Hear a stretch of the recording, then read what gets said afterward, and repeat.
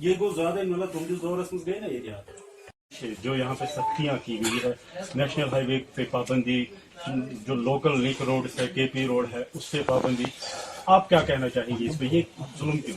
देखिए, जो यात्रा है ये साल से चल रही है और कश्मीरी लोग पूरा साल भर इसका इंतजार करते हैं। इससे एक भाईचारा जो है कायम रहा है हमारा, और बहुत ही खुश असलूबी के साथ यहाँ के लोग पेश आते हैं।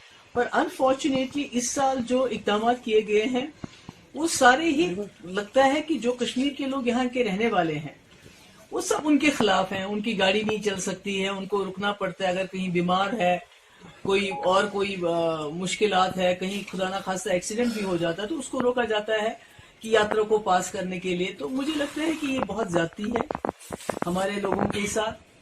यात्राएं हमारे मेहमान हैं, हम उनको पूरा वेलकम करते हैं।